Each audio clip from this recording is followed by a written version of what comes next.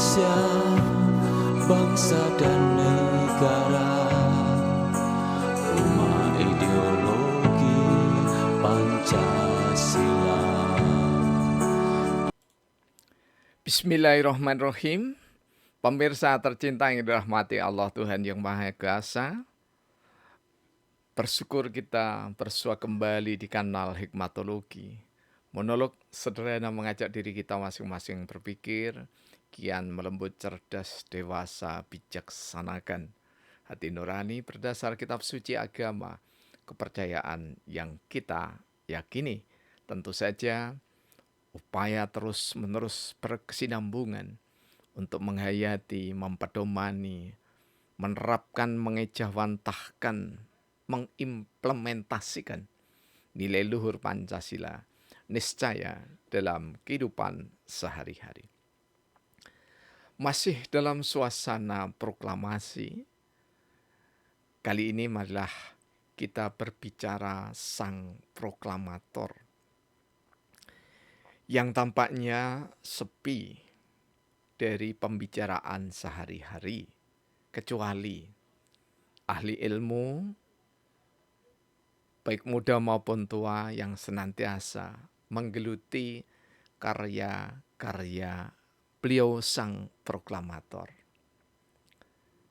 Kalau kita melihat sepanjang pemilu sejak era reformasi, maka tidak ada satupun di antara calon legislatif dan calon-calon eksekutif yang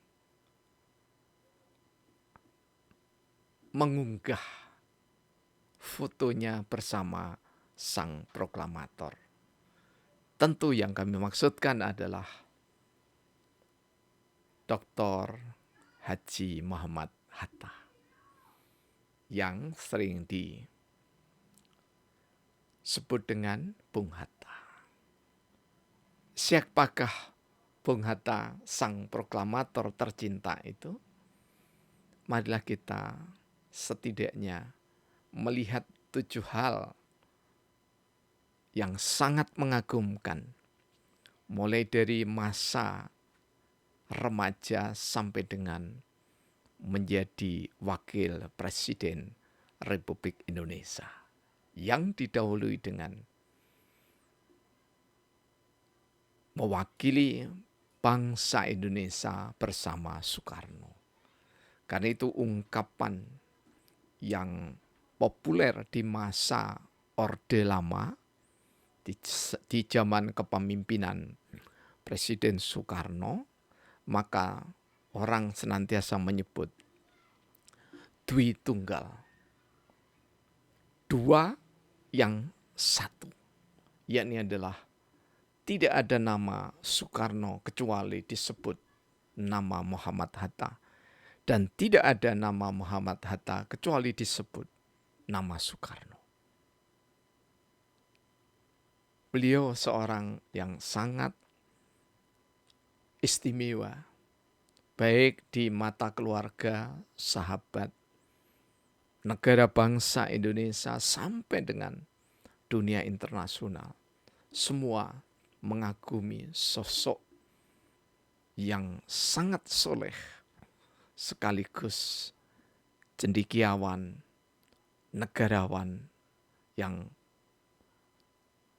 sepanjang masa pasti akan menjadi referensi utama jika Indonesia atau bangsa Indonesia ingin mewujudkan keadilan sosial bagi seluruh rakyat Indonesia, tentu saja dengan fondasi kokohnya, yakni sebagai orang yang beriman.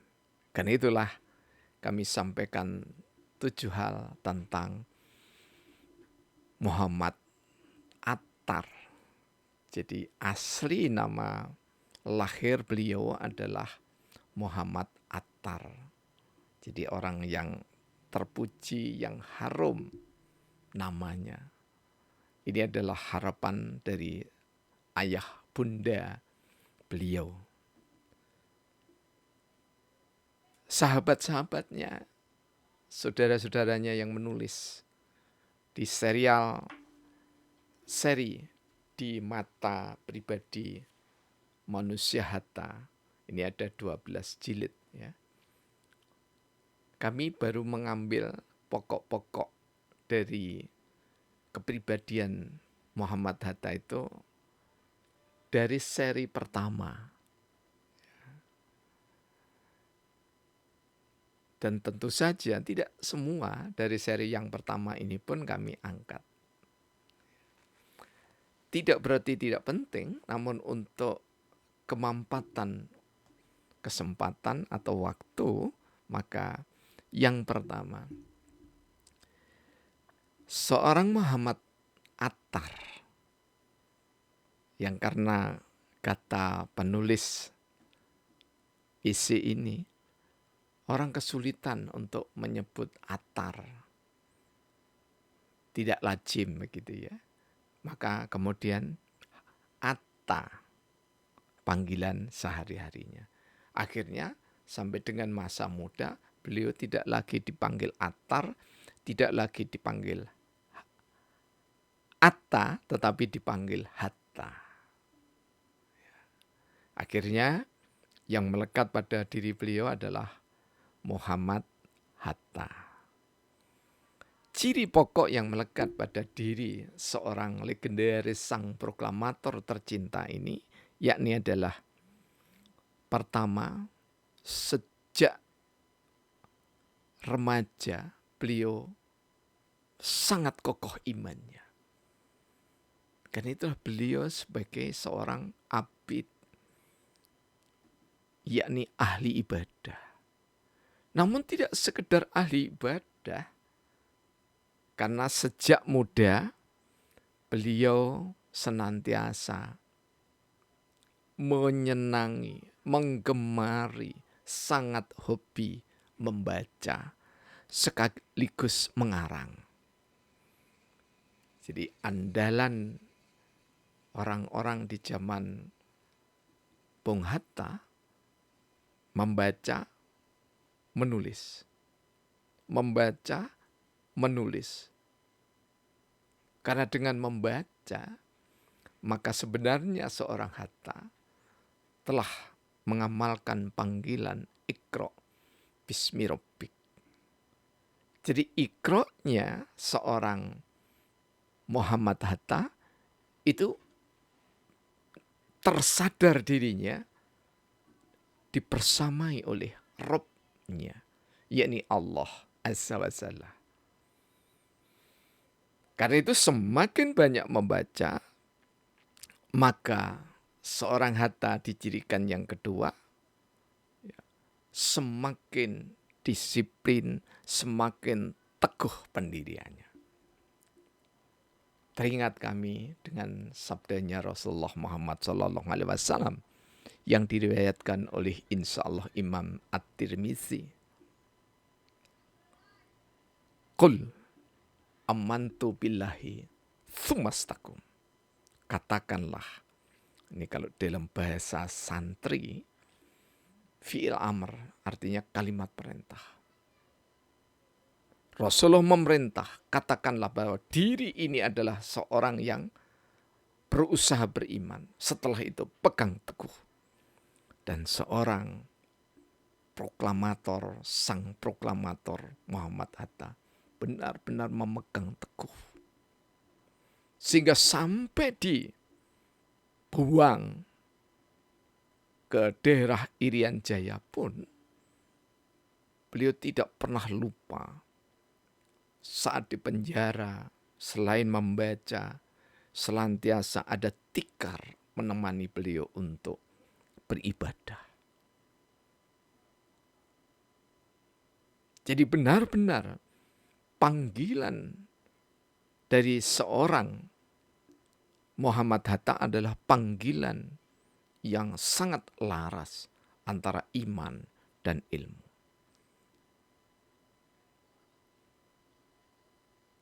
Yarfa'illahu alladziina aamanu minkum walladziina utul ilma darajah. Tersadar betul sang proklamator bahwa orang beriman itu ketika dilambari ilmu maka diangkat derajatnya oleh Allah melebihi derajat orang-orang pada umumnya. Dan itu dilakukan sejak remaja sampai dengan beliau menjabat sebagai wakil presiden, sampai beliau menjelang dipanggil oleh Allah Subhanahu wa taala. Kemudian yang ketiga, karena keimanan yang kokoh, teguh pendirian, kemudian melahirkan seorang negarawan yang memiliki budi pekerti yang sangat luhur. Etika benar-benar menjadi keseharian seorang Hatta. Ketika Bung Hatta bermarkas di Bukit Tinggi, ditempatkan di Istana Bukit Tinggi, maka salah satu hobi yang tidak pernah ditinggalkan yakni adalah ba'dal subuh beliau senantiasa jalan kaki. Protokoler tidak dilakukan. Jadi meskipun beliau dijaga oleh aparatur negara Tentara Nasional Indonesia, tapi beliau ingin sendirian. Berjalan sendiri dengan tujuan supaya lebih dekat dengan rakyat. Yang lebih mengagumkan yakni ketika lelah dan ingin pulang, maka Bung Hatta menaiki bendi. Saat naik, tidak dikenali oleh sang kusir bahwa beliau adalah seorang wakil presiden. Kemudian Bung Hatta sangat paham tradisi Bukit Tinggi, maka pada saat naik bendi bertanya kepada sang kusir, berapa harganya? Maka sang kusir memberikan jawaban, tidak disebut dalam tulisan ini berapa harganya, tetapi Bung Hatta kemudian menawar dengan sangat congkak. Sang kusir mengatakan, jika tidak punya uang, maka silahkan naik turun bukit jalan kaki. Dan seorang proklamator pun hanya tersenyum dan mengatakan setuju. Karena salah satu yang menonjol di antara masyarakat Bukit Tinggi yakni adalah siapapun merdeka menentukan haknya, termasuk hak untuk dibayar transport bendinya oleh seorang Hatta. Dan meskipun dikatakan dengan bahasa daerah yang menyakitkan, Hatta tetap tersenyum dan tidak menunjukkan siapa dirinya. Tentu saja beda dengan pejabat-pejabat kecil ya, yang pangkatnya kadang-kadang masih berwarna merah saja gitu ya. Sangat berbeda. Kemudian tidak kalah ya, pentingnya yakni adalah di setiap Muhammad Hatta duduk, maka di situ ada buku. Jadi rasa cintanya pada ilmu ditunjukkan dengan senantiasa berupaya untuk iqra, membaca, dan membaca, menulis, dan menulis. Ini adalah bagian yang keempat. Ya.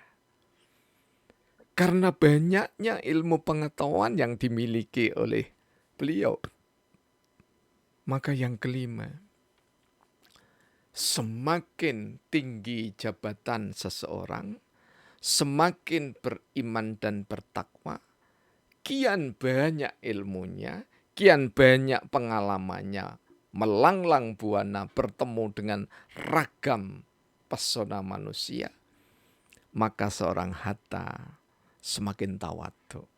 Ini ciri yang kelima. Begitu tawadhunya seorang Hatta, sehingga ketika seorang Hatta bersikukuh dengan pendiriannya, maka tidak ada orang yang berani mengusiknya.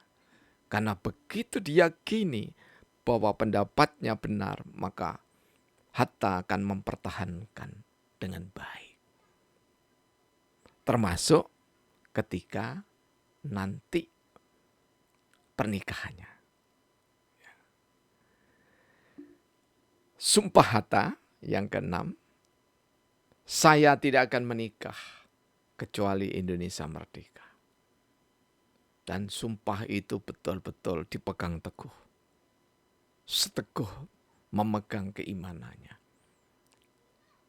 Orang di zaman era kesejahteraan makin banyak tersebar sumpahnya, makin ingkar pada sumpahnya. Bahkan pengingkaran sumpah orang-orang di zaman postmodern ini ditata dengan rangkaian peraturan perundangan. Sumpah 5 tahun menjabat sebelum purna tugas ditinggalkan karena ada panggilan yang lebih menggiurkan.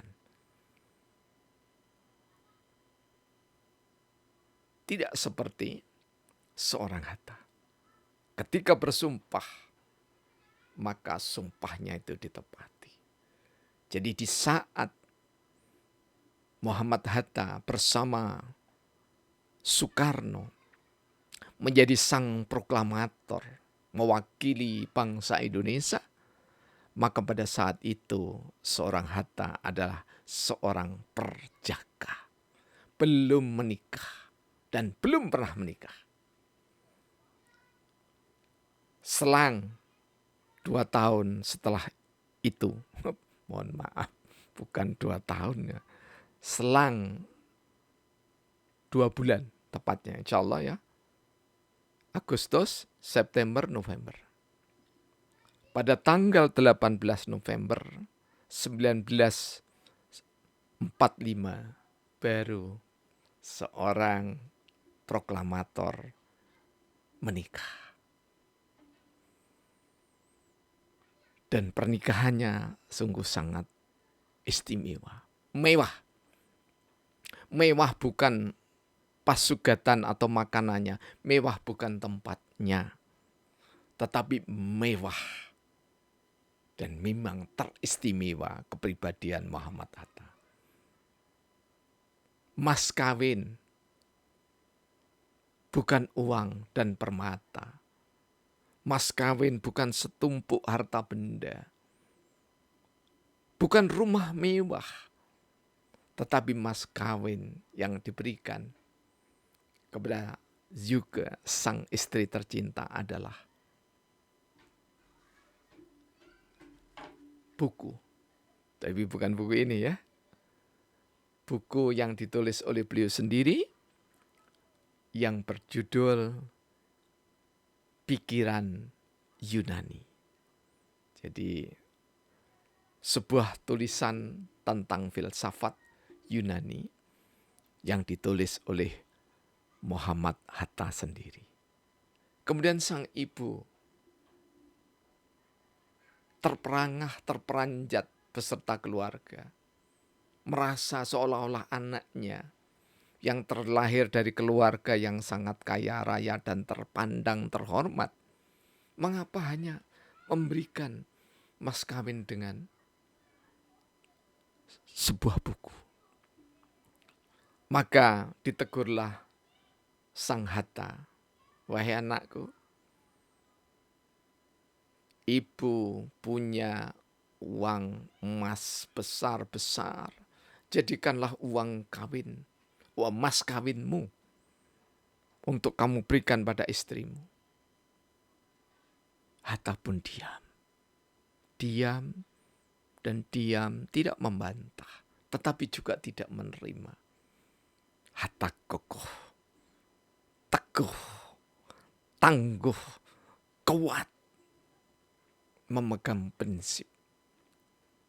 Karena anak-anak yang nanti akan dilahirkan, harapannya seperti setidaknya sang Hatta, penggemar ilmu, ahli baca. Dan tentu kita ingat Mutia, Farida, seperti beliau. Dan menantunya pun juga guru besar. Jadi sejak semula kaya raya, mulai dari kakek neneknya, sampai dengan beliau kaya raya tetapi tidak mewakili kakek neneknya yang kaya harta benda, tetapi kaya raya dengan ilmu pengetahuan dan kasih sayang. Karena itulah yang terakhir, yang ketujuh adalah begitu amat sangat cintanya kepada rakyat, sehingga dilukiskan oleh para penulis isi ini. Seorang proklamator mengikuti benar-benar teladan Rasulullah Muhammad SAW, yakni ketika Rasulullah menjelang wafat, maka masih bertanya kepada malaikat Israel dan berpesan, "Ummahat, ummahat, ummahat, umatku, umatku, dan umatku." Dan inilah yang diejawantahkan oleh seorang Muhammad Hatta. Begitu dalam cintanya kepada rakyat. Dan rakyat sangat diinginkan semuanya bisa menikmati indahnya Pancasila sampai terwujud keadilan sosial bagi seluruh rakyat Indonesia. Inilah impian Muhammad Hatta yang sampai hari ini belum kesampaian. Dan kita mewarisi teladan mulia beliau, tidak ada hal yang terbaik kecuali kita memberikan sumbangsih sesuai dengan talenta, pembiasaan, dan kapabilitas kita masing-masing. Meneladani setidaknya 7 hal yang kami sampaikan di muka. Betapa gigihnya seorang yang berjuang sejak di tingkat sekolah sampai dengan akhir hayatnya. Muhammad Hatta berjuang berpolitik dari sekolah. Karena itulah, jika negarawan arif, maka jadikanlah sekolah-sekolah sebagai kawah candra di muka untuk mendidik, membelajarkan generasi muda. Politik bukan mencaci maki, politik bukan menista, politik bukan saling bermusuhan. Tetapi politik itu adalah bagaimana mengarifkan diri seperti Muhammad Hatta, tampil ke permukaan sebagai orang yang beradab, yang beriman, tanpa menistakan saudaranya yang berbeda iman, termasuk suku, bangsa, dan derajat sosialnya. Karena seorang Hatta juga tidak pernah berpikir tentang kasta, tentang tingkatan-tingkatan di dalam kehidupan sosial. Tetapi Hatta adalah bagian dari rakyat. Tetapi Hatta bukan rakyat biasa. Hatta adalah seorang Muhammad, seorang yang terpuji, yang harum namanya, menghiasi Indonesia, mengharumkan Indonesia dan dunia selamanya. Bung Hatta, semoga panjenengan menikmati taman surga pertama alam barzah bersama para syuhada kusuma bangsa yang lainnya. Terima kasih Sang Proklamator. Semoga kami dan generasi muda bisa mewarisi keteguhan pendirian berdasarkan keimanan dan rasa kebangsaan yang tulus. Terima kasih atas segala dukungan. Semoga bangsa Indonesia ke depan semakin sentosa berkeadilan sosial. Alhamdulillahirabbil alamin.